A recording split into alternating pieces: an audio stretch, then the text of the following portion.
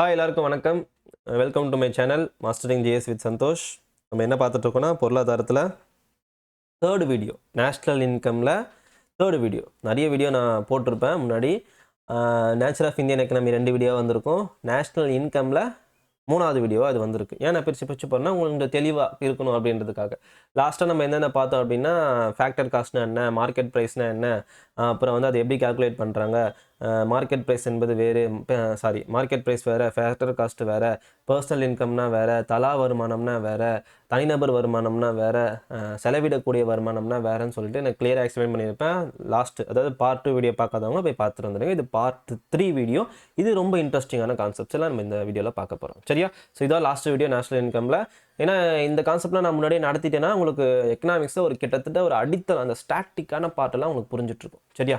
Okay, இப்போ என்ன பார்க்க போகிறோம் அப்படின்னா நாமினல் எக்ஸ்சேஞ்ச் ரேட். அதாவது ஷார்ட் ஃபார்மாக என்ன சொல்லுவாங்கன்னா நீர் அப்படின்னு நான் வச்சுக்கோங்க. NEER. ஓகேவா? நீர். தமிழ் மீனிங் இப்படியே ஞாபகம் வச்சுக்கோங்க. சரியா? நீர். ஓகே, பணமதிப்பு மாற்று விகிதம். அது என்ன பணமதிப்பு மாற்று விகிதம்? இதெல்லாம் நிறைய வாட்டி நியூஸில் பார்த்துருப்பீங்க. சரியா? அப்படி என்ன அது அப்படின்னா, உங்களுடைய கரன்சி இருக்குது. அந்த கரன்சியை வெளிநாட்டு நாணயம், எஸ்பெஷலி டாலரில் மதிப்பிடுறீங்க பார்த்தீங்களா, அதுதான் வந்து நாமினல் எக்ஸ்சேஞ்ச் ரேட். வெளிநாட்டு நாணயத்தின் மதிப்பு உள்நாட்டு நாணயத்தின் அடிப்படையில், எந்த நாட்டு அடிப்படையில்? நம்ம நாட்டு ருப்பீஸின் அடிப்படையில் வெளியிடப்படுவது தான் என்னதுன்னு பார்த்தீங்கன்னா நாமினல் எக்ஸ்சேஞ்ச் ரேட். அதாவது ஒரு டாலர் எவ்வளோ இருக்குது இன் டேர்ம்ஸ் ஆஃப் நம்ம நாட்டு விலையில், உள்நாட்டு விலை ருப்பீஸில். உதாரணத்துக்கு 70 இருக்குன்னு வச்சுக்கோங்க. இதுதான் வந்து நாமினல் எக்ஸ்சேஞ்ச் ரேட். ஓகேவா? 1947 ஒரு டாலர் வந்து ₹1 இருக்குது. ஆனால் இப்போ எப்படி ஆச்சு? இன்றைக்கி இப்போ ₹80 கிட்ட இருக்குன்னு நினைக்கிறேன். பட் நான் இப்போ எக்ஸாம்பிளுக்காக வச்சுக்கிறேன். இப்போ எவ்வளோ இருக்குது அப்படின்னு பார்த்தீங்கன்னா ₹70 இருக்குது. ₹70 மேலேயே போயிடுச்சு. இதெல்லாம் எப்படி வந்துச்சுன்னு தெரியுமா? அதை தான் நம்ம பார்க்க போகிறோம். அதை பார்க்குறதுக்கு முன்னாடி ஒரு சின்ன கான்செப்டை நான் சொல்லிடுறேன். இப்போது 1 kg டொமேட்டோ இருக்குது. டொமேட்டோ என்பது ஒரு அத்தியாவசியமான பொருள். ஓகேவா? இந்த பொருள் வந்து ஒரு நாளைக்கு ஒரு ரேட்டு மாறுறதுக்கான வாய்ப்பு அதிகம். ஏன் அப்படின்னு பார்த்தீங்கன்னா, இந்த டொமேட்டோ வாங்காத ஆளே கிடையாது. அப்போ இந்த டொமேட்டோ வந்து எதை பொறுத்து டிசைட் ஆகுது ரேட்டு? டொமேட்டோவோட ப்ரைஸ் வந்து எதை பொறுத்து டிசைட் ஆகுது அப்படின்னா, ஃபஸ்ட்டு ஒன் வந்து அதனுடைய தேவை. கரெக்டாக? இதனுடைய டிமாண்ட் வந்து பொறுத்து தான் டொமேட்டோடைய ப்ரைஸ் வந்து நிர்ணயிக்கப்படுது. ஓகேவா? இப்போ டிமாண்ட் வந்து டொமேட்டோக்கு எப்படி இருக்கும் பார்த்தீங்கன்னா, எப்போதும் அதிகமாக தான் இருந்துகிட்டு இருக்கும். அதை பொறுத்து டிசைட் ஆகுது. டிமாண்டை பொறுத்து டிசைட் ஆகுது. அதுக்கப்புறம் இன்னொன்று பொறுத்தும் டிசைட் ஆகுது. என்னது அப்படின்னு பார்த்தீங்கன்னா சப்ளை பொறுத்து என்ன ஆகுதுன்னு பார்த்தீங்கன்னா டிசைட் ஆகுது. 2 விஷயத்தை பொறுத்து தான். ஓகே, ஒரு பொருளோட ப்ரைஸு எதனை ப்ரைமரி, நிறைய ஃபேக்டர்ஸ் இருக்குது. ப்ரைமரி 2 விஷயம் எதுன்னு பார்த்தீங்கன்னா டிமாண்டு, சப்ளை. இந்த டிமாண்டு சப்ளையை வச்சு தான் நம்மளுக்கு எது டிசைட் ஆகுதுன்னு பார்த்தீங்கன்னா ஒரு பொருளுடைய விலை டிசைட் ஆகுது. இப்போ உதாரணத்துக்கு பாருங்களேன். இப்போ 1 டன்னு 1000 கேஜி வந்து டொமேட்டோ வந்து தமிழ்நாட்டுக்கு வருது அப்படின்னா, ஏன் அப்படி வருதுன்னா இதுக்கு ஏற்ற வாங்குறவங்க டிமாண்டு இருக்குது தமிழ்நாட்டில், அதனால தான் வாங்குறாங்க. அதனால் வந்து 1000 கேஜி வந்து வருது அப்படின்னா, அந்த இப்போ உதாரணத்துக்கு ஒரு 1 கேஜி டொமேட்டோ வந்து ₹50ன்னு வச்சுக்கிறேன். சரியா? இப்போது 1000 கேஜி டொமேட்டோ வந்து இன்னைக்கு வருது அப்படின்னா, நாளைக்கு வந்து 500 கேஜி தான் வருது. பாருங்களேன். 1000 கேஜி வந்த டொமேட்டோ இப்போ 1000 கேஜி டொமேட்டோவை ஒரு 1000 பேர் வாங்குறாங்க, ஒரு 500 பேர் வாங்குறாங்கன்னு வச்சுக்கோங்களேன். 1000 பீப்புள் 500 பீப்புள் வாங்குறாங்க. ஓகேவா? இந்த 500 பீப்புள் 1000 கேஜி டொமேட்டோவை வாங்குறாங்க. ஆனால் நாளைக்கு 500 கேஜி தான் வருதுன்னு வச்சுக்கோங்களேன். என்ன ஆகும் டொமேட்டோவோட ப்ரைஸு? டொமேட்டோவோட டிமாண்டு இன்க்ரீஸ் ஆகிடும். ஃபர்தராக டபுள் ஆகிடுது. குவான்டிட்டி கம்மியாகிடுது. சப்ளை வந்து கம்மியாகிடுது. டிமாண்ட் என்ன ஆயிருக்கும்? ஃபர்தராக இன்னும் இன்க்ரீஸ் ஆகிடுது. புரியுதா என்ன சொல்ல வரேன்ட்டு? அப்போ இந்த கண்டிஷனில் டொமேட்டோவோட ப்ரைஸ் ₹50 தான் விற்பாங்களா? கண்டிப்பாக ₹50 விற்க மாட்டாங்க. ₹50 60, 70, 80, 100 ஏகப்பட்ட ரேட்டுக்கு விற்றுருக்காங்களா? அது எதனால் காரணம் அப்படின்னா டிமாண்டும் சப்ளையும் பொறுத்து. அப்போது டொமேட்டோ எடுத்துக்கிட்டோம் அப்படின்னா அதுக்கு எப்போதும் டிமாண்ட் இருந்துக்கிட்டே தான் இருக்கும். சப்ளை ஒரு வேளை குறையுது, மழை பெஞ்சு ஏதோ ஒரு விஷயத்தினால குறையுது சப்ளை. ஓகேவா? சப்ளை குறைஞ்சிது அப்படின்னா இருக்கிற டிமாண்டோடய அதிகமாகிடும். டிமாண்ட் அதிகமாச்சு அப்படின்னா ஆட்டோமேட்டிக்காக ப்ரைஸை யார் இன்க்ரீஸ் பண்ணுவான்? கடைக்காரன் இன்க்ரீஸ் பண்ணிடுவாங்க. ஸோ இது ஒரு கான்செப்ட் ஞாபகம் வச்சுக்கோங்க. இது ஏன் சரி இப்போ நடத்துனீங்க, இது வேறு, இப்போ நான் சொல்லக்கூடியது வேறு. அதனால தான் கன்ஃபியூஸ் ஆகிடக்கூடாதுன்றதை நான் எக்ஸ்பிளைன் பண்ணியிருக்கேன். சரியா? இப்போ இந்த இன்ஃப்ளேஷனில் இது ரொம்ப யூஸ்ஃபுல்லாக இருக்கும் இந்த இப்போ நான் சொன்ன கான்செப்ட். ஸோ அதை வச்சு நம்ம இன்ஃப்ளேஷன் இன்னும் டீட்டெயிலாக இதை பற்றி நம்ம பார்க்கலாம். சரி, ஓகே. இப்போ இங்கே வாங்களேன். இப்போது இந்த டிமாண்டு சப்ளைன்ற கான்செப்ட் தெரிஞ்சிருச்சு. இப்போது $1 வந்து இப்போ எவ்வளோ இருக்குதுன்னு பார்த்தீங்கன்னா ₹70 இருக்குது. சரியா? இப்போ பாருங்கள், ஒரு ஃபாரின் இன்வெஸ்ட்மெண்ட் வந்து இந்தியாவில் வருது. வெளிநாட்டு முதலீடு, அந்நிய முதலீடுன்னு சொல்லுவாங்க தமிழ். சரியா? இப்போ வெளிநாட்டு முதலீடு வந்து இந்தியாவுக்கு வராங்க அப்படின்னா இவங்க வந்து என்ன கொண்டு வருவாங்க, வெளிநாட்டவர் என்ன கொண்டு வருவாங்க, டாலரில் கொண்டு வராங்க. ஏன்னா இன்டர்நேஷ்னல் ட்ரேட் வந்து எதில் பண்ணணும் அப்படின்னு பார்த்தீங்கன்னா டாலரில் தான் பண்ணணும். இதெல்லாம் ஏன் பண்ணுறாங்க அப்படின்லாம் போக போக எக்ஸ்பிளைன் பண்ணியிருந்தேன். கான்சிக்யூட்டிவ் வீடியோவில் நான் கொண்டு வந்துடுறேன். சரியா? இப்போ தெரிஞ்சுக்கோங்க, இன்டர்நேஷ்னல் ட்ரேட் வந்து எதில் நடக்குது, டாலரில் நடக்குது. அப்போ ஃபாரினர் ஒருத்தர் வந்து இந்தியாவில் இன்வெஸ்ட் பண்ண வராருன்னா ஒரு டாலர் எடுத்துகிட்டு வராரு, இந்தியாவுக்கு வராரு அப்படின்னா நல்லா கவனிச்சுக்கோங்க, டாலரை வச்சு இன்வெஸ்ட் பண்ண முடியாது. இந்தியாவுக்கு வந்துட்டு டாலர் வச்சு இன்வெஸ்ட் பண்ண முடியாது. எதை வச்சு இன்வெஸ்ட் பண்ணணும் அப்படின்னு பார்த்தீங்கன்னா ருப்பீஸ், இந்தியன் ருப்பீஸை வச்சு தான் இன்வெஸ்ட் பண்ண வேண்டும். அப்போ என்ன பண்ணுவார், எக்ஸ்சேஞ்ச் மார்க்கெட்டில் போயிட்டு டாலரை கொடுத்துட்டு, நல்லா கவனிச்சுக்கோங்க, டாலரை கொடுத்துட்டு ருப்பீஸை டிமாண்ட் பண்ணுவார். ஓகேவா? அப்போது டாலரை கொடுக்குறாரு, எனக்கு நான் இந்தியாவுக்கு வந்துட்டேன், டாலரை கொடுத்துட்டேன், எனக்கு என்ன வேணும், இந்தியன் ருப்பியை கொடுங்கன்னு சொல்லிட்டு இந்தியன் ருப்பியோட டிமாண்டை இன்க்ரீஸ் பண்ணுறாரு. அப்போ இங்கே நான் சொன்னல கான்செப்ட், ஒரு ஒரு பொருளுடைய டிமாண்டு இன்க்ரீஸ் ஆகுது அப்படின்னா அதனுடைய மதிப்பு என்ன ஆகும், கூடும். அதோட மதிப்பு இப்போ டிமாண்ட் இன்க்ரீஸ் ஆகுது, டொமேட்டோட மதிப்பு கூடுது, அதனால டொமேட்டோட ரேட் இன்க்ரீஸ் ஆகுது. அதே போல் இந்த கண்டிஷனுக்கு வாங்க, ஃபாரின் இன்வெஸ்டர் இந்தியாவுக்கு வராரு, டாலரில் இன்வெஸ்ட் பண்ண முடியாது, டாலரை கொடுத்துட்டு ருப்பீஸோட டிமாண்டை அதிகரிக்கிறாரு, ருப்பீஸோடைய டிமாண்டு அதிகரிக்குது அப்படி என்றால் இந்த கண்டிஷனுக்கு ஓகேவா அடிக்குதுன்னா என்ன ஆகும், ஒரு டாலர் வந்து ₹70 இருக்குன்னா ₹80 ₹90 ஆகும். நீங்கள் நினைக்கலாம் இந்த மாரி ரேட்டு மாரி ஆகும்னு நினைக்கலாம். ஆனால் இந்த கண்டிஷன் அப்படி கிடையாது.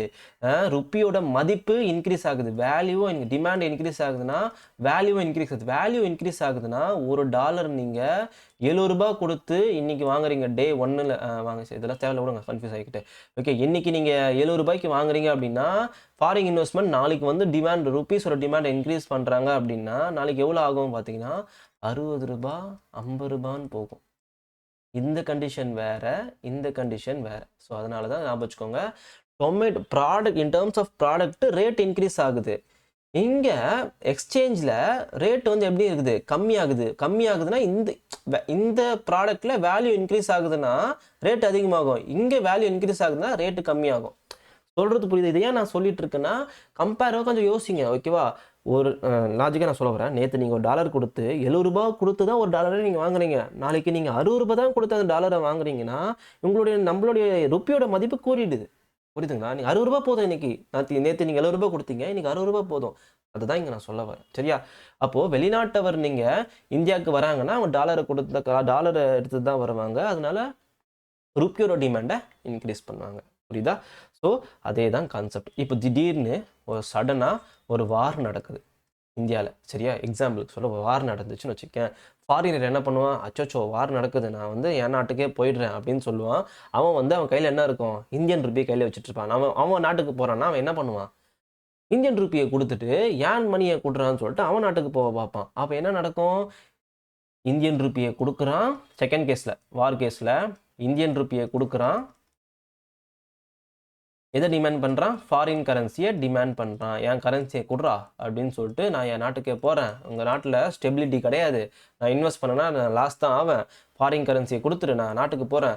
அப்போ என்ன டிமாண்ட் பண்ணுறான், இதனுடைய டிமாண்ட் டாலரோட டிமாண்டை அதிகரிக்கிறான். அப்போ டாலரோட டிமாண்ட் அதிகரிக்குதுன்னா ஒரு டாலர் வந்து நேற்று ₹60 இருந்ததுன்னா அதே ₹70 ₹80 ₹90 கூட போக வாய்ப்பு இருக்குது இந்த மாரி கண்டிஷனில். சரியா? இப்போ புரிஞ்சிருக்கும்னு நினைக்கிறேன். ஏன் வந்து $1 ₹1 இருந்தது, இப்போ ஏன் $1 ₹70 இருக்குது அப்படின்னு சொல்லிட்டு நான் சொல்கிறேன். புரியுதா? இப்போது ஒரு டாலர் வந்து ₹60 ₹40 ₹30 ஆனால் நல்லா இருக்கும்ல சார் நமக்கு அப்படின்னு நீங்கள் கேட்கலாம். அதெல்லாம் கிடையாது. ஒரு டாலர் வந்து ஸ்டேபிளாக இருக்கணும். நம்மளோட கரன்சி வந்து ரொம்பவும் கீழே போயிடக்கூடாது, ரொம்பவும் மேலே போயிடக்கூடாது. ஸ்டேபிளான ரேட்டு நம்ம வச்சுருக்கணும். அதுக்கெல்லாம் நான் போக போக எக்ஸ்பிளைன் பண்ணுறேன். ஏன் சார் நம்ம ஸ்டேபிளாக வச்சுக்கணும் அப்படின்னு சொல்லிட்டு. சரியா? ஸோ அதே போல் இன்னொரு எக்ஸாம்பிள் சொல்கிறேன் பாருங்க. ஒரு டூரிசம் வருது இந்தியாவுக்கு. இந்தியாவில் வந்து டூரிசத்தை என்கரேஜ் பண்ணுறாங்கன்னு வச்சுக்கோங்களேன். நிறைய டூரிசம் வராங்கன்னா டூரிசம்லாம் யார்? ஃபாரினர்ஸ். அதே கான்செப்ட் தான். இந்த என்ன கான்செப்டோ அதே தான் இங்கே கான்செப்ட். ஃபாரினர்ஸ் என்ன பண்ணுவாங்க? டாலர்ஸ் எடுத்துகிட்டு வருவாங்க, டாலர்ஸை டிமாண்ட் பண்ணுவாங்க, டாலர்ஸை கொடுத்துட்டு ருப்பீஸை டிமாண்ட் பண்ணுவாங்க. இது என்ன கண்டிஷனோ அதே தான் இங்கே கண்டிஷன்ஸ். சரியா? ஸோ நாமினல் எக்ஸ்சேஞ்ச் ரேட்னா நான் உங்களுக்கு என்னன்னு புரிஞ்சுருக்குன்னு நினைக்கிறேன். இன் டேர்ம்ஸ் ஆஃப் ப்ராடக்ட் இந்த கண்டிஷனில் வேறு, இந்த கண்டிஷனில் வேறு. சரியா? நல்லா அண்டர்ஸ்டாண்ட் ஆகிருக்கும்னு நினைக்கிறேன். ஓகேவா? ஸோ இதுதாங்க நாமினல் எக்ஸ்சேஞ்ச் ரேட்டு. கண்டிப்பாக எந்த மாதிரி எக்ஸ்ப்ளனேஷன் என்ன வீடியோஸில் கொடுத்துருக்க முடியாது. நான் பொறுமையாக உங்களுக்காக டைம் ஸ்பெண்ட் பண்ணி உங்களுக்கு புரியணுன்றதுக்காக இவ்வளோ கிளியராக நான் சொல்லியிருக்கேன். சரியா? ஓகே, நம்ம வந்து போக போக இந்த ₹70 ஏன் வச்சுக்கிறாங்கன்றதை நான் சொல்கிறேன். சாரி, ஸ்டேபிளாக ஏன் வச்சுக்கிறாங்க? ரொம்பவும் கீழே கொண்டு போக விட மாட்டாங்க, ரொம்பவும் மேலே கொண்டு போக விட மாட்டாங்க. அதெல்லாம் நான் போக போக இன்ஃப்ளேஷன்லாம் பார்க்க நான் அதை எக்ஸ்பிளைன் பண்ணிடுறேன். சரியா? அடுத்த கான்செப்ட் ரொம்ப இன்ட்ரெஸ்டிங்கான கான்செப்ட். Power purchasing parity. பணத்தின் வாங்கும் சக்தி, வாங்கும் திறன். ஓகேவா? அது என்னப்பா? இப்போ நாமினல் எக்ஸ்சேஞ்ச் ரேட்டை நம்ம புரிஞ்சுக்கிட்டோம். இது என்ன அப்படின்னு பார்த்தீங்கன்னா, நீங்கள் இப்போது வெளிநாட்டில் $1 கொடுத்து ஒரு பொருளை வாங்குறான்னு வச்சுக்கோங்களேன். அதே பொருளை இந்த இடத்துல பொருளை கொண்டு வாங்க. அதே பொருளை இந்தியாவில் நீ எவ்வளோ விலைக்கு வாங்க போகிற? அதான் கான்செப்ட். அமெரிக்காவில் $1 ஒரு பர்கர், நான் எக்ஸாம்பிள் ஒரு பர்கரை போட்டிருக்கேன். சரியா? ஒரு பர்கரை வாங்க முடியும் என்றால் அதே பர்கரை தான் கான்செப்ட். அதே பர்கரை இந்தியாவில் எத்தனை ரூபாய்க்கு வாங்க முடியும்? அதான் கான்செப்ட். அப்போ எதில் மெஷர் பண்ணுறாங்க? இன் டேர்ம்ஸ் ஆஃப் டாலரில் தான் மெஷர் பண்ணுறாங்க. அப்போ இதோட ஃபார்முலா எப்படி வரும்னு பார்த்தீங்கன்னா, domestic price divided by abroad price.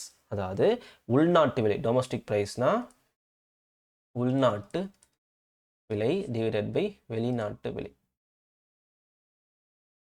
ஓகேவா? இது ரெண்டையும் கூட்டுறது தான் என்னென்னு கால்குலேட் பண்ணுறது தான் என்னென்னு பார்த்தீங்கன்னா பவர் பர்ச்சேசிங் பேரிட்டி. நான் எக்ஸாம்பிளோட சொல்கிறேன். உங்களுக்கு புரியும். இப்போ உதாரணத்துக்கு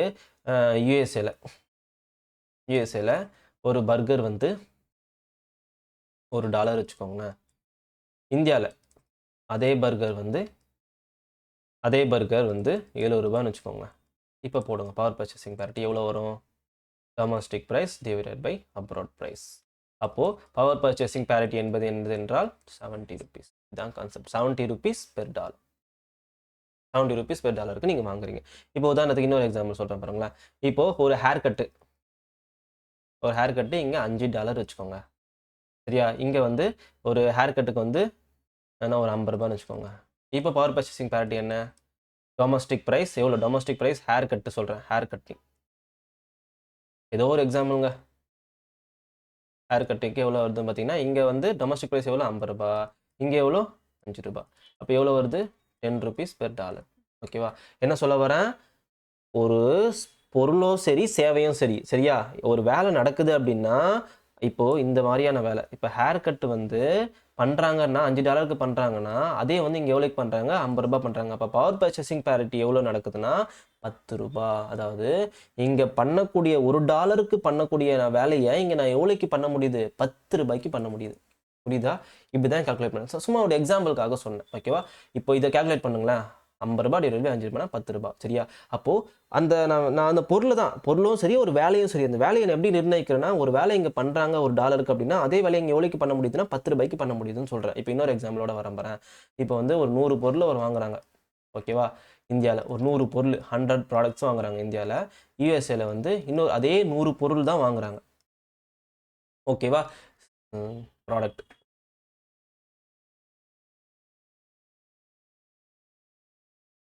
அதே 100 பொருள் தான் வாங்குறாங்க. இப்போது இங்கே வந்து எவ்வளோ ஆகுது அப்படின்னு பார்த்தீங்கன்னா, எவ்வளோ வச்சுக்கலாம்? ஒரு $100 வச்சுக்கலாம். இந்தியாவில் எவ்வளோ ஆகுது அப்படின்னு பார்த்தீங்கன்னா ₹1000 ஆகுதுன்னு வச்சுக்கோங்க. ஓகேவா? இப்போ போடுங்க பார்ப்போம் ஃபார்முலாவில். டொமஸ்டிக் ப்ரைஸ் எவ்வளோ? ₹1000. அப்ராட் ப்ரைஸ் வெளிநாட்டு விலை எவ்வளோ? $100. அதே ₹10. புரியுதா? இப்போது என்னுடைய பவர் பர்ச்சேசிங் பேரிட்டி அதிகரிக்கணும் அப்படின்னா நான் என்ன பண்ணணும்? இந்த கண்டிஷனே வச்சுக்கோங்க. என்னுடைய பவர் பர்ச்சேசிங் பேரிட்டி அதிகரிக்கணும் நான் என்ன பண்ணணும் அப்படின்னா, இந்த பொருளை நான் கம்மி விலைக்கு வாங்கணும். அப்படி இல்லைன்னா என்ன பண்ணணும்? அதிக பொருளை வாங்கணும். கரெக்டா? இதே 1000 ரூபாய்க்கு நான் அதிக பொருள் வாங்கணும், நல்லா கவனிச்சுக்கோங்க. அப்படி இல்லைன்னா என்ன பண்ணணும்னா கம்மி விலைக்கு வாங்கணும். இப்போ பாருங்களேன், 1000 ரூபாய் இல்லாமல் நான் 500 ரூபாய் போடுறேன். 500 ரூபாய் எவ்வளோ இங்கே விலைக்கு வாங்குறாங்க? 100 ரூபாய்க்கு வாங்குறாங்க. இப்போ எவ்வளோ வருது? 5 ரூபாய். 5 rupees per dollar. புரியுதா என்ன சொல்ல வரேன்ட்டு? என்னோட பவர் பர்ச்சேஸ் ப்ரைஸ் இங்கே எவ்வளோ இருக்குது? 10 ரூபாய் இருக்குது. இப்போ அதே ப்ராடக்ட் 100 ப்ராடக்ட் நான் எவ்வளோக்கு வாங்குறேன்னா 500 ரூபாய்க்கு வாங்குறேன். அப்போ இப்போ எவ்வளோ இருக்குன்னா 5 ரூபாய். என்னோட பவர் பர்ச்சேசிங் பேரிட்டி இன்க்ரீஸ் ஆகுது. அப்போது பவர் பர்ச்சேசிங் பேரிட்டி இன்க்ரீஸ் ஆகுது. எதை வச்சு சொல்கிறேன் அப்படின்னு பார்த்தீங்கன்னா, அங்கே பண்ணக்கூடிய வேலை யூஎஸ் டாலரில் ஒரு பொருளை நான் வாங்குறேன் அப்படின்னா கொஞ்சம் கம்மி விலைக்கு நீங்கள் வாங்குறீங்க அப்படின்னா உங்கள் பவர் பர்ச்சேசிங் பேரிட்டி இங்கே அதிகரிக்குதுன்னு அர்த்தம். அப்படி இல்லை, அதே பொருளை நீங்கள் 2 பொருளை நீங்கள் இந்தியாவில் வாங்குறீங்க அப்படின்னா உங்கள் பவர் பர்ச்சேசிங் பேரிட்டி அதிகரிக்குதுன்னு அர்த்தம். இந்த கான்செப்ட் உங்களுக்கு நல்லா புரிஞ்சிருக்கும். இதை நான் பார்த்தீங்கன்னா இதை அண்டர்ஸ்டாண்ட் ஆச்சுன்னா உங்களுக்கு பவர் பர்ச்சேசிங் பேரிட்டி புரிஞ்சிச்சு. இது விளக்கத்தை பார்த்துக்கோ. ஓகேவா? Comparing the value of the currencies based on the how much goods and services they can buy in their own country. இதுக்கு மேலே எக்ஸ்பிளைன் பண்ண முடியாது. நான் கிளியராக புரிஞ்சிருக்கும்னு நினைக்கிறேன். சரியா? ஓகே. ஏதாவது புரியலன்னா கமெண்ட் பண்ணுங்கப்பா. Free feel. ஓகேவா? நீங்கள் ஜாலியாக என்கிட்ட கமெண்ட் பண்ணுங்கள். ஃப்ரீயாக நான் நடத்துகிறேன். ஃப்ரெண்ட்லியாக என்கிட்ட கேளுங்க ஜாலியாக. ஓகேவா? இதான் சார் புரியல சார், இது எக்ஸ்பிளைன் பண்ணிடுங்க சார், எனக்கு தெரியல சார் அப்படின்னா அதை எக்ஸ்பிளைன் பண்ணுறேன். சரியா? பாருங்கள், top 5 countries in the power purchasing parity. China first, USA second, India third. கேட்டிருக்காங்க ஆல்ரெடி, நான் வச்சுக்கோங்க. ஓகேவா? அடுத்த கான்செப்ட் பவர் பர்ச்சேசிங். இப்போ நாமினல் எக்ஸ்சேஞ்ச் ரேட் சொல்லிட்டேன், பவர் பர்ச்சேசிங் பேரிட்டி சொல்லிட்டேன். அடுத்த முக்கியமான கான்செப்ட் வர்த்தக போட்டித்தன்மை. இப்போ நாமினல் எக்ஸ்சேஞ்ச் ரேட் புரிஞ்சாதான் இது புரியும். நாமினல் எக்ஸ்சேஞ்ச் ரேட் புரிஞ்சிச்சுல? ஓகே. இப்போ வர்த்தக போட்டி எப்படி நடக்குதுன்னு நம்ம பார்ப்போம். எக்ஸ்போர்ட்னா என்ன? அது நான் ஃபஸ்ட்டு சொல்லி. எக்ஸ்போர்ட்னா என்ன? நம்மளுடைய பொருளை வெளிநாட்டவருக்கு விற்கிறது, அதான் எக்ஸ்போர்ட் பண்ணுறோம். இம்போர்ட்னா என்ன? வெளிநாட்டு பொருளை நம்ம நாட்டுக்கு வாங்குறது தான் இம்போர்ட். இது எல்லாருக்கும் தெரிஞ்சிருக்கும். ஃபஸ்ட்டு கேஸ் இது, செகண்ட் கேஸு இது, தேர்ட் கேஸ். ஓகேவா? ஃபஸ்ட்டு கேஸில் நான் உதாரணத்துக்கு ஒரு நாமினல் எக்ஸ்சேஞ்ச் ரேட் ஒரு 70 ரூபாய் வச்சுக்கிறேன். சரியா? நாமினல் எக்ஸ்சேஞ்ச் ரேட்டு 70 ரூபாய் வச்சுக்கிறேன்னு வச்சுக்கோங்களேன். எக்ஸாம்பிளுக்காக தான் சொல்கிறேன். இது என்னது? இது கம்பேர் பண்ணுறது பேர் என்ன சொல்லிட்டேன்? நாமினல் எக்ஸ்சேஞ்ச் ரேட் சொல்லிட்டேன். இப்போ ஒரு பீஸா இந்தியாவில் 35 ரூபாய். இது இந்தியா, இது யூஎஸ்ஏ. ஓகேவா? இங்கே யூஎஸ்ஏல ஒரு பீஸா $1. ஓகேவா? ஒரு பீஸா $1. இப்போ சொல்லுங்கள், எங்கே எக்ஸ்போர்ட் நடக்கும்? நல்லா கவனிச்சுக்கோங்க. நல்லா சொல்லிட்டேன். வெளிநாட்டு விலையை சொல்லிட்டேன். வெளிநாட்டில் ஒரு பீஸாவோட விலையை சொல்லிட்டேன். உள்நாட்டில் நம்ம இந்தியாவில் ஒரு பீஸாவோட விலையை சொல்லிட்டேன். நாமினல் எக்ஸ்சேஞ்ச் ரேட் சொல்லிட்டேன். இப்போ எங்கே எக்ஸ்போர்ட் அதிகமாக நடக்கும்? நல்லா கவனிங்களேன். இப்போ நான் வெளிநாட்டில் நீங்கள் இருக்கிறீங்க, உங்கள்கிட்ட $1 இருக்குது, ஒரு பீஸாவை நீங்கள் வாங்கலாம். ஆனால் கொஞ்சம் நல்லா யோசிச்சு பாருங்கண்ணா, நீங்கள் அப்படியே போயிட்டு நாமினல் எக்ஸ்சேஞ்ச் ரேட்டில் $1 கொடுத்து 70 ரூபாய் வாங்கினீங்கன்னு வச்சுக்கோங்களேன். $1 கொடுத்து 70 ரூபாய் வாங்கினீங்கன்னா நீங்கள் இந்தியா கொண்டு போய் அந்த 70 ரூபாவை எத்தனை பீஸாவை வாங்கலாம்? 2 பீஸாவாக வாங்கலாம். இதை தான் நான் சொல்ல வரேன். புரியுதா? அப்போது எக்ஸ்போர்ட் எங்கே அதிகமாக இருக்கும்? இந்தியாவில் இருக்கிற பீஸாவோட எக்ஸ்போர்ட் தான் இங்கே வரும். ஸோ எக்ஸ்போர்ட், இந்தியாவில் எக்ஸ்போர்ட். இந்தியா என்ன ஆகும்னு பார்த்தீங்கன்னா எக்ஸ்போர்ட் பண்ணோம், யூஎஸ்ஏவில் இம்போர்ட். புரியுதா? இந்தியாவோட பீஸா இங்கே போகும். ஏன்? இந்த $1 70 ரூபாய் கிடைக்குது. அதை கொடுத்தீங்கன்னா 70 ரூபாய் வச்சு இங்கே 2 பீஸா வாங்கலாம். இதான் கான்செப்ட். இப்போ அப்படியே வாங்கலாம். செகண்ட் கேஸில் இப்போது இந்தியாவோட பீஸா எக்ஸ்போர்ட் ஆகிட்டே இருக்குது. அப்போ இந்தியாவோட பீஸாவோட டிமாண்டு அதிகரிச்சுக்கிட்டே இருக்குது. நான் ஆல்ரெடி ஒன்று சொன்ன கான்செப்ட். ஒரு ப்ரைஸோட டிமாண்ட், ஒரு ப்ராடக்டோட டிமாண்ட் அதிகமாகுது அப்படின்னா அந்த ப்ரைஸ் என்ன ஆகும் பார்த்தீங்கன்னா அதிகரிக்கும். அப்போ ஒரு பீஸா என்ன ஆகிடும் பார்த்தீங்கன்னா 35 இருந்தது உதாரணத்துக்கு 70 ஆகிடுதுன்னு வச்சுக்கோங்களேன். இப்போ $1 அதே 70ன்னு வச்சுக்கிறேன். ஓகேவா? ஒரு பீஸா $1ன்னு வச்சுக்கிறேன். இப்போ ட்ரேடு நடக்குமா? வியாபாரம் நடக்குமா? இப்போது $1 கொடுத்து நான் ஒரு பீஸா வாங்கிக்கிறேன். இந்தியாவில் இப்போ நாமினல் எக்ஸ்சேஞ்ச் ரேட்டில் பாருங்கள், $1 கொடுத்தா 70 ரூபாய் கிடைக்குது. அந்த 70 ரூபாய் வச்சு இங்கே நான் இந்தியாவிலே என்ன பண்ண முடியும்? ஒரு பீஸா தான் வாங்க முடியும். அப்போ என்ன நடக்காது? இங்கே வர்த்தகமே நடக்காது. புரியும் நினைக்கிறேன். புரியுதா? ஃபஸ்ட்டு கேஸில் இந்தியா எக்ஸ்போர்ட் பண்ணோம், செகண்ட் கேஸில் இந்தியா எக்ஸ்போர்ட் பண்ணாது. சரியா? அதே பாருங்கள். இப்போ உதாரணத்துக்கு தேர்ட் கேஸில் ஒரு பீஸா 140 ரூபாய் ஆயிடுச்சு. ஓகேவா? இங்கே $1 அதே 70 ரூபான்னு அசியூம் பண்ணிக்கிறேன். சரியா? இங்கே ஒரு பீஸா $1. இப்போ இந்த இடத்துல எங்கே எக்ஸ்போர்ட் நடக்கும்? இப்போ $1 வச்சு நான் 70 ரூபாய் கொடுத்தேன் அப்படின்னா, இப்போ நான் யூஎஸ்ஏல இருக்கேன், நான் சும்மா இந்தியாவுக்கு போகிறேன், இந்தியாவில் பார்க்குறேன் எவ்வளோன்ட்டு பார்க்குறேன். $1 கொடுத்து 70 ரூபாய் கிடைக்குது. ஆனால் இங்கே ஒரு பீஸா எவ்வளோ இருக்குது? 140 ரூபாய் ஆயிடுது. அப்போ நான் வாங்குவேனா? இந்தியா பீஸாவை வாங்க மாட்டேன். ஆனால் இந்தியாக்காரன் என்ன பண்ணுவான்? நான் $140 கொடுத்து ஒரு பீஸா வாங்குறத விட நான் யூஎஸ்ஏல இருக்கிற $1 கொடுத்து $70 கொடுத்து $1 வாங்கி நான் இந்தியாவில் யூஎஸ்ஏல இருக்கிற பீஸாவை நான் வாங்கிப்பேன். குழப்பில் நான் புரியும்னு நினைக்கிறேன். ஓகேவா? பாருங்க, இந்த கண்டிஷனில் ஒரு பீஸா $140 ஆயிடுது. நீங்கள் இந்தியாவில் இருக்கிறன்னு அசியூம் பண்ணுங்க. என்கிட்ட $140 கொடுத்து நான் ஒரு பீஸா வாங்கணும்னு ஆசைப்படுறேன். ஓகே, ஆனால் நான் வெளிநாட்டில் இருக்கிற யூஎஸோட பீஸாவை பார்க்குறேன். அது $1 தான். ஆனால் எக்ஸ்சேஞ்ச் ரேட்டை கம்பேர் பண்ணுறேன். எவ்வளோ இருக்குது? $1 $70 தான். அப்போ நான் $140 கொடுத்து $2 வாங்கி 2 பீஸா கூட வாங்குவேன்ல. இந்தியாவில் ஒரு பீஸா வாங்குறதோடைய அப்போ யார் எக்ஸ்போர்ட் அதிகமாகும்? இந்த கண்டிஷனில் யூஎஸ்ஏவோட எக்ஸ்போர்ட்டு அதிகமாகும். ஓகேவா? இதுதான் வர்த்தக போட்டித்தன்மை. சரியா? அப்போது என்ன பண்ணுவேன் அப்படின்னா, யூஎஸ்ஏவோட இம்போர்ட் அதிகமாகுது, யூஎஸ்ஏவோட எக்ஸ்போர்ட் அதிகமாகுது. இந்தியாவில் வந்து ட்ரேடே நடக்கிறது கிடையாது. அப்போ ட்ரேடு நடக்கணும்னா என்ன பண்ணுவாங்க அப்படின்னா, என்ன பண்ணுவாங்கன்னா, இந்த $170 இருக்குது, $70 இருக்குது பார்த்தியா, இதை வந்து என்ன பண்ணுவாங்கன்னா $160, சும்மா உதாரணத்துக்கு தான் சொல்கிறேன், இவ்வளோலாம் ஆக்க மாட்டாங்க. $160 ஆக்குறாங்கன்னு வச்சுக்கோங்களேன். இப்போ என்ன பண்ணுவீங்க? இப்போ $170 வந்து $160 ஆக்குறாங்கன்னா அகெயின் வந்து இந்தியாவோட பீஸா வந்து இங்கே எக்ஸ்போர்ட் ஆகும். ஏன்னா $1 கொடுத்து நான் வந்து ஒரு பீஸா வாங்குறேன். ஆனால் இங்கே வந்து என்ன பண்ணுறேன், அது பீஸா கொடுத்து $160 வாங்கி ஒரு பீஸா வாங்கலாம். அந்த $20 எக்ஸ்ட்ரா எதனா வாங்கலாம் இல்லையா? அதுதான் நான் சொல்கிறேன் இல்லையா, ஒரு டாலர் வந்து $1 இருந்தது 1947. இப்போ இன்னும் $70 $80 ஆகுதுன்னு அப்படின்னா இந்தமாரி காரணங்களால தான். சரியா? அப்போ நம்ம எக்ஸ்போர்ட் அதிகரிக்கிறதுக்காக இந்த நாமினல் எக்ஸ்சேஞ்ச் ரேட்டை வந்து அட்ஜஸ்ட் பண்ணுவாங்க. மாறிக்கிட்டே இருக்கும், ஆட்டோமேட்டிக்காக மாறிக்கிட்டே இருக்கும். ஓகேவா? அந்த அட்ஜஸ்ட்மெண்ட்னால தான் நமக்கு இவ்வளோ ரேட் வந்து நிற்குது. புரியுதுங்களா? கான்செப்ட் புரிஞ்சிருக்கும்னு நினைக்கிறேன். ஓகேவா? இன்னும் கொஞ்சம் ஃப்ரீயாக கிளியராக சொல்லணும்னா இதை வச்சு ஒரு ஃபார்முலா வச்சு சொல்லுவாங்க. 3 கண்டிஷன். இப்போது நாமினல் எக்ஸ்சேஞ்ச் ரேட்டுன்றதை பார்த்தோம். நாமினல் எக்ஸ்சேஞ்ச் ரேட், இது என்னப்பா ரியல் எக்ஸ்சேஞ்ச் ரேட்னா அதுக்கான ஃபார்முலாவை பார்த்து வச்சுக்கோங்க, கேட்கறதுக்கான வாய்ப்புகள் இருக்குது. Nominal exchange rate abroad price divided by domestic price. Formula ஞாபகம் வச்சுக்கோங்க, abroad price divided by domestic price. Power purchasing பேரிட்டினா என்ன formula? Domestic price divided by abroad price. Nominal real exchange ரேட்னா abroad price divided by domestic price. சரியா? இப்போது 3 கேஸுன்னு சொன்னேன்னா அந்த 3 கேஸுக்கு பாருங்களேன். ஃபர்ஸ்ட் கேஸ் பாருங்க, இது டொமஸ்டிக் பிரைஸ், இது அப்ராட் பிரைஸ், இது நாமினல் எக்ஸ்சேஞ்ச் ரேட். இந்த வேல்யூ சப்ஸ்டிட் பண்ணலாமா? பாருங்க, நாமினல் எக்ஸ்சேஞ்ச் ரேட் எவ்வளோ இருக்குது? ஃபர்ஸ்ட் கேஸில் $70 இருக்குது. அப்ராட் பிரைஸ் எவ்வளோ இருக்குது? $1 $1 இருக்குது. டொமஸ்டிக் பிரைஸ் எவ்வளோ இருக்குது? $35 இருக்குது. அப்போ எவ்வளோ இருக்குது? கிரேட்டர் தென் 2, அதாவது 35 2 ஆன்சரு. இப்போ வந்து 1 அசைன் பண்ணிக்கிறேன். ஓகேவா? 1க்கு மேலே இருந்துச்சு அப்படின்னா இந்தியாவோட ப்ராடக்ட்டு, அதாவது சாதாரணமாக இந்தியாவோட எக்ஸ்போர்ட்டு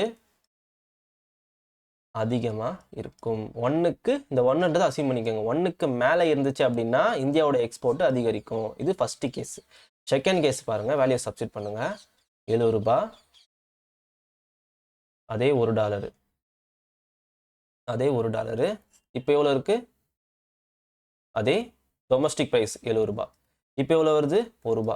அப்போ 1க்கு ஈக்குவலாக இருந்தால் நோ ட்ரேட், வியாபாரம் நடக்காது. அப்போ 3வது கேஸ் பாருங்கள். 3வது கேஸ் வந்து அதே nominal exchange rate $70, abroad price $1. ஓகேவா? டொமஸ்டிக் ப்ரைஸ் $140 பார்த்தோமா? $140 போட்டோன்னா பாயிண்டில் வரும் ஆன்சர், 0.2 அப்படி வரும். சரியா? அப்போது 1க்கு கீழே போயிடுச்சு. 1க்கு கீழே போயிருக்குன்னா இந்தியா வந்து என்ன பண்ணோம் அப்படின்னு பார்த்தீங்கன்னா இம்போர்ட் பண்ணோம். ஏன்னா எக்ஸ்போர்ட் இன்னும் கம்மியாகும் அப்படின்ற மாரிலாம் ஞாபகம் வச்சுக்கலாம். சரியா? ஸோ இதுதான் கான்செப்ட். ஸோ ஃபார்முலா ஞாபகம் வச்சுக்கணும், இந்த வேல்யூ ஞாபகம் வச்சுக்கணும். 1க்கு மேலே இருந்துச்சுன்னா இந்தியா எக்ஸ்போர்ட் இன்க்ரீஸ் ஆகும். 1க்கு ஈக்குவலாக இருந்ததுன்னா நோ ட்ரேட். 1க்கு கீழே இருந்ததுன்னா இந்தியாவில் இம்போர்ட். இதுதான் கான்செப்ட். அதுக்கு பேர் என்னன்னு பார்த்தீங்கன்னா உண்மையான மாற்று விகிதம். அதோட ஃபார்முலா இது. ஓகே? ஸோ என்னென்ன பார்த்துருப்போம்? நாமினல் எக்ஸ்சேஞ்ச் ரேட்னா என்னென்னு தெரிஞ்சிச்சு, பவர் பர்ச்சேசிங் பேரிட்டினா என்னென்னு தெரிஞ்சிருச்சு, ரியல் எக்ஸ்சேஞ்ச் ரேட்னா என்னென்னு தெரிஞ்சிச்சு. இப்போ இன்னொரு கான்செப்ட் பாருங்களேன், உங்களுக்கு புரியறதுக்காக சொல்கிறேன். எனக்கு சாரி, இந்த இடத்துல எழுதுகிறேன், எக்ஸாம் புரியறதுக்காக எழுதுகிறேன். இப்போ பாருங்களேன், இந்தியா, யூஎஸ்ஏ, $1 வந்து $40 இருக்குது. உங்களுக்கு இன்னும் புரியறதுக்காக. இப்போ ஒரு லேப்டாப் வந்து இந்தியாவில் எவ்வளோ? ஒரு லேப்டாப் வந்து 40,000 வச்சுக்கோங்க, அசைன் பண்ணிக்கோங்க. ஓகேவா? இப்போது இங்கே வந்து $70. ஓகேவா? என்னது? ஒரு லேப்டாப். இப்போ யாருடைய லேப்டாப் வந்து எக்ஸ்போர்ட் ஆகும்? நல்லா யோசிச்சு பாருங்க, டைம் எடுத்துக்கோங்க. பாருங்க, நான் எதுவுமே பார்க்கல, ஜஸ்ட் நான் கவுண்ட் பண்ணுறேன். இப்போது ஒரு டாலரு இங்கே $70, ஓகேவா? $70 கொடுத்தேன்னா இங்கே $70 கொடுத்தனா ஒரு டாலருக்கு எவ்வளோ கிடைக்குது? $40 கிடைக்குது. அப்போவா? அப்போ எவ்வளோ வருது? 28,000 வருதா? கரெக்டாக 28,000 வருது. அப்போது 28,000 கிடைக்குது. எவ்வளோ? ஒரு டாலர் அதாவது நான் $70 கொடுத்து நான் $40 வேல்யூக்கு நான் வாங்குறேன்னா 28,000 கிடைக்குது. அப்போ இங்கே இந்தியாவோட லேப்டாப் எவ்வளோ? $40,000. அப்போ நான் வாங்குவேன் இந்தியா லேப்டாப்பை? கண்டிப்பாக வாங்க மாட்டேன். அப்போ வந்து யூஎஸோட லேப்டாப் தான் இம்போர்ட் ஆகும், இந்தியா லேப்டாப் வந்து எக்ஸ்போர்ட் ஆகாது. புரியுதா? நல்லா புரிஞ்சுக்கோங்க. இதுதான் கான்செப்ட். இதுதான் வந்து வர்த்தக போட்டித்தன்மை. புரிஞ்சுதா? ஓகே, ஏதாவது டவுட் இருந்தால் கமெண்ட் பண்ணுங்கள், நம்ம பார்த்துருவோம். ஓகே, அடுத்தது வந்து இன்ஃப்ளேஷன் இண்டிசஸ், பணவீக்க குறியீடுகள், அப்படி இல்லைன்னா காரணிகள். இது சின்ன கான்செப்ட் தான், பார்த்துக்கோங்க. 3 விஷயம் இருக்குது, ஓகேவா? சிபிஐ, டபிள்யூபிஐ, அடுத்தது வந்து ஜிடிபி டிஃப்ளேட்டர் அப்படின்ட்டு இருக்கு, ஓகேவா? CBI, WPI, GDP deflator. இப்போ கன்சியூமர் பிரைஸ் இண்டெக்ஸ், நுகர்வோர் விலை குறியீடு என்பது நுகர்வோர் அன்றாட பயன்பாட்டிற்காக வாங்கும் பொருட்கள் மற்றும் சேவைகளின் விலையில் ஏற்படும் சராசரி ஆவரேஜ் டிஃபரன்ஸை சொல்லுது, ஓகேவா? நல்லா கவனிச்சுக்கோங்க. இப்போ ஒரு டிஎன்பிஎஸ்சி நீங்கள் படிக்கிறீங்கன்னு வச்சுக்கோங்களேன்.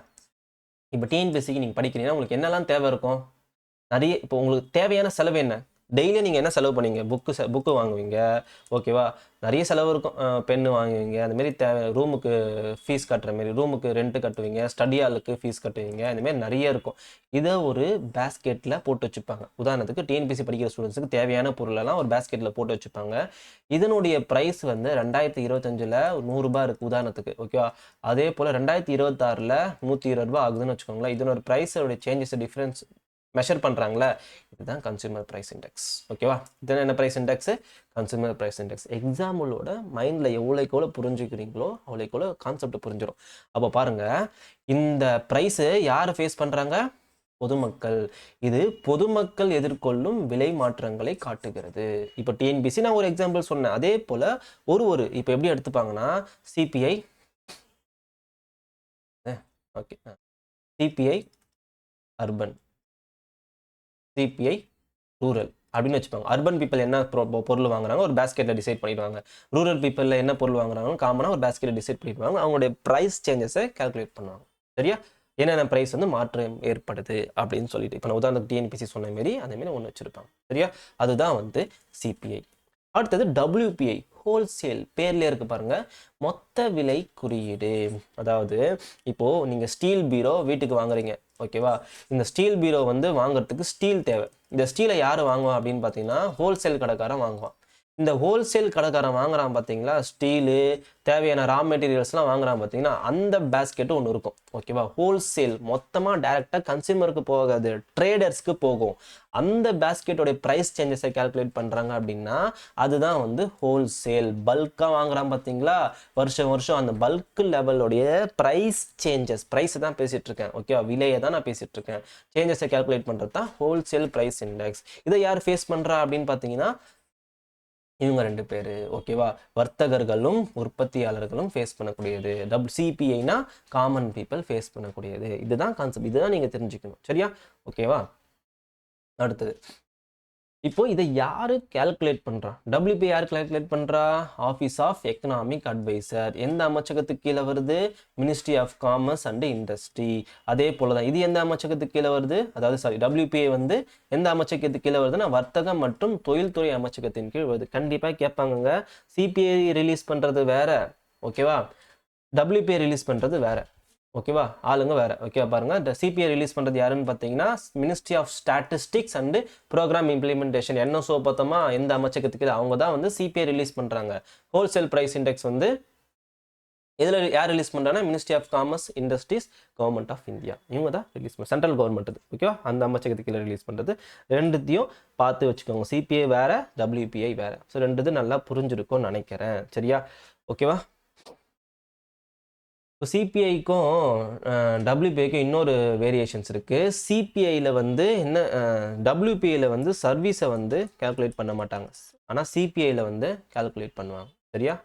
நல்லா ஞாபகம் வச்சுக்கோங்க. சிபிஐல வந்து சர்வீசஸ், இப்போ எஜுகேஷன் சர்வீஸ்லாம் நீங்கள் செலவு பண்ணுறீங்க இல்லையா, அந்த சர்வீஸ்லாம் இதில் கால்குலேட் பண்ணுவாங்கப்பா. ஆனால் ஹோல்சேலில் வெறும் ப்ராடக்ட் மட்டும்தான், சர்வீசஸ் கிடையாது. இந்த டிஃப்ரென்ஸை ஞாபகம் வச்சுக்கோங்க. சரியா? ஓகே, அடுத்தது இன்னொரு இன்ஃப்ளேஷன் இண்டிசஸில் 3 விஷயம் நான் சொல்லியிருப்பேன். WPI, CPI, இங்கே இருக்குது பாருங்கள், கொடுத்துருக்க பாருங்கள். WPI, CPI, அடுத்தது GDP டிஃப்ளேட்டர். GDP டிஃப்ளேட்டர்னா அதே கான்செப்ட் தான். Okay, it is an index of the price. இப்போ இந்த 3மே வந்து ப்ரைஸ் சேஞ்சஸை கால்குலேட் பண்ணுறது தான். WPI, CPIயும் அதே போல் GDP டிஃப்ளேட்டரும். இது எப்படி கால்குலேட் பண்ணாங்கன்னா ஃபார்முலா பாருங்கள். Nominal GDP divided by real GDP. நான் நாமினல் GDP சொல்லிப்பேன், பண மதிப்பு GDP, உண்மையான GDP. சரியா? உதாரணத்துக்கு பண மதிப்பு GDP வந்து உதாரணத்துக்கு 12 கேஜின்னு 12 ருபீஸ்னு வச்சுக்கோங்களேன். ஆனால் நான் ரியல் GDP வந்து ப்ரைஸை கான்ஸ்டண்ட்டாக வச்சுருப்பேன். இப்போ இது ரெண்டுத்தையும் கால்குலேட் பண்ணும்போது இதனுடைய ப்ரைஸ் டிஃப்ரென்ஸ் தெரிஞ்சிருச்சா, 2% or 20% டிஃப்ரென்ஸ் வந்துருச்சா. ஸோ இந்த டிஃப்ரென்ஸை வச்சு கால்குலேட் பண்ணுறது தான் GDP டிஃப்ளேட்டர். ஓகேவா? ஸோ இதுதான் கான்செப்ட். சரியா? ஸோ 3 கான்செப்டை பற்றி நம்ம பார்த்துருக்கோம். என்னென்ன பார்த்துருக்கோம்? இன்ஃப்ளேஷன் இண்டிசஸில் CPI, WPI, GDP deflator. So இந்த 3 கான்செப்டை பார்த்துட்டோம். ஓகே, ஸோ இது மாதிரி என்னென்ன பார்த்துருக்கோம் நம்ம அப்படியே ரீகேப் பண்ணிடலாமா? நாமினல் எக்ஸ்சேஞ்ச் ரேட்டை இந்த வீடியோவில் என்னென்னு பார்த்தோம். அப்புறம் வந்து பவர் பர்ச்சேசிங் பேரிட்னா என்னென்னு பார்த்தோம். அதுக்கு அடுத்தது ட்ரேடு, வர்த்தக போட்டித்தன்மைனா என்னென்னு பார்த்தோம். அதுக்கு அடுத்தது ரியல் எக்ஸ்சேஞ்ச் ரேட்னா என்னென்னு பார்த்தோம். அதுக்கு அடுத்தது இன்ஃப்ளேஷன் இண்டிசஸ்னா என்னென்னு பார்த்தோம். ஓகேவா? இப்போது நல்ல கான்செப்ட் புரிஞ்சிருக்கும்னு நினைக்கிறேன். இப்போ நான் ஒரு கேள்வி கேட்குறேன். நீங்கள் வெளிநாட்டுக்கு போகிறீங்கன்னு வச்சுக்கோங்களேன். நீங்கள் வந்து ஃபாரின் போகிறீங்க அப்படின்னா உங்களுக்கு வந்து என்னென்னலாம் தேவை அப்படின்னா நான் உங்களோட கேள்வி கேட்குறேன். 2வது ஆப்ஷன் இது, 3வது ஆப்ஷன் போத். நீங்கள் வெளிநாட்டுக்கு போகிறீங்க அப்படின்னா நாமினல் எக்ஸ்சேஞ்ச் மட்டும் தெரிஞ்சால் போதுமா, இல்லை பவர் பர்ச்சேசிங் பேரிட்டி மட்டும் தெரிஞ்சால் போதுமா, இல்லை ரெண்டுமே தெரியணுமா? ஆன்சர் என்னென்னா ரெண்டுமே தான் தெரியணும். ஏன் அப்படின்னா நீங்கள் வெளிநாட்டுக்கு போகிறீங்க. இப்போ உதாரணத்துக்கு நாமினல் எக்ஸ்சேஞ்ச் ரேட்டு மட்டும் பார்க்குறீங்க. எவ்வளோ இருக்குன்னா 70 ரூபா இருக்குது. இப்போது இந்தியாவிலேருந்து நீங்கள் யூஎஸ்ஏக்கு ட்ராவல் ஆகிறீங்க. ஓகேவா? நாமினல் எக்ஸ்சேஞ்ச் மட்டும் பார்க்குறீங்க. $1 கொடுத்துட்டு 70 ரூபா வாங்கிட்டு போகிறீங்க. ஆனால் இங்கே ஒரு பீஸா வந்து 80 ரூபா இருக்குது. ஓகேவா? அப்போ நீங்கள் என்ன பண்ண முடியுங்க? நீங்கள் 70 ரூபா வாங்கிட்டு போட்டிங்க, நாமினல் எக்ஸ்சேஞ்ச் பார்த்துட்டு 70 ரூபா கொடுத்துட்டு $1 வாங்கிட்டு போயிட்டீங்க. சாரி, இங்கே மாற்றி சொல்கிறேன் பாருங்க. ஒரு பீஸா வந்து $2 இருக்குன்னு வச்சுக்கோங்க. நான் யூஎஸ்ஏ இருந்ததுனா மாற்றி சொல்லணும். ஓகே, $2 இருக்குன்னு வச்சுக்கோங்களேன். இப்போ நீங்கள் 70 ரூபா கொடுத்துட்டு $1 எடுத்துகிட்டு போயிட்டீங்க. ஆனால் இங்கே ஒரு பீஸா வந்து $2 இருக்குது. அப்போ வாங்க முடியுமா? வாங்க முடியாதுல்ல. அப்போ இதில் என்ன தெரிஞ்சுக்கணுன்னா, நாமினல் எக்ஸ்சேஞ்ச் ரேட் தெரிஞ்சால் மட்டும் போதாது. ஒரு பொருளை இங்கே எவ்வளோக்கு வாங்குகிறோமோ அதே பொருளை யூஎஸ்ஏல எவ்வளோக்கு வாங்குகிறோன்னு தெரிஞ்சுக்கணும். அதுதான் பவர் பர்ச்சேசிங் பேரிட்டி. அப்போது நீங்கள் வெளிநாட்டுக்கு போகிறீங்கன்னா இங்கே வாங்குகிற பொருளை அங்கே எவ்வளோக்கு வாங்குறாங்கன்னு தெரிஞ்சுக்கணும். அது மட்டும் இல்லாமல் நான் எவ்வளோ மாற்றணும், இந்தியன் ருப்பியை கொடுத்து எவ்வளோ டாலர் மாற்றணும், அது என்னது நாமினல் எக்ஸ்சேஞ்ச் ரேட், அதையும் நான் தெரிஞ்சுக்கணும். அப்போது இது ரெண்டுத்தையும் நான் தெரிஞ்சால் மட்டும்தான் என்ன பண்ண முடியும், ஒரு வெளிநாட்டுக்கு நான் பயணம் செய்ய முடியும். சரியா? ஸோ இதெல்லாம் ஒரு பேசிக் கான்செப்ட்டுங்க. நிறைய பேசிக் கான்செப்ட் நான் போக போக நான் சொல்லிவிடுவேன். இதுதான் ஒரு எக்கனாமினா முக்கியமான பேசிக் கான்செப்ட் நான் சொல்லிட்டேன். நடத்த நிறைய கான்செப்ட்லாம் நான் எக்ஸ்பிளைன் பண்ணுறேன். ஸோ ஓகே, இது ஒரு லென்த்தியாக ஒரு நேஷனல் இன்கம் நான் சொல்லணும்னு நினச்சேன், சொல்லிட்டேன். ஸோ எதாவது டவுட்ஸ்னால் கமெண்ட் பண்ணுங்கள், கண்டினியூஸாக ஃபாலோ பண்ணுங்கள். என்னோடய பேஜுக்கு நீங்கள் சப்போர்ட் பண்ணுங்கள், சாரி என்னோடய சேனலுக்கு நீங்கள் சப்போர்ட் பண்ணுங்கள், ஷேர் பண்ணுங்கள். ஏதாச்சும் ஒரு கமெண்ட்டு ஏதாச்சும் நல்லா இருக்குன்னா நல்லா இருக்குன்னு சொல்லுங்கள், நல்லா இல்லைன்னா சொல்லுங்கள், சார் இது எனக்கு புரியலன்னா சொல்லுங்கள், நான் அதை எக்ஸ்பிளைன் பண்ணுறேன். கிளாரிட்டியாக இருக்குது, வீடியோலாம் கிளாரிட்டியாக இருக்குன்னா அதை கொஞ்சம் நீங்கள் உங்களோட வியூஸை நீங்கள் சொல்லுங்கள், அதை நான் வரவே இருக்கேன். சரியா? So thank you. உங்கள் ஃப்ரெண்ட்ஸுக்கு ஷேர் பண்ணுங்கள். டிஎன்பிஎஸ்சி படிக்கிற ஸ்டூடெண்ட்ஸ் எல்லாருக்கும், தமிழ் மீடியம் படிக்கிற ஸ்டூடெண்ட்ஸ் எல்லாருக்கும் நீங்கள் ஷேர் பண்ணுங்கள். தேங்க்யூ. பார்ப்போம், நெக்ஸ்ட் வீடியோவில் பார்ப்போம். பாய்.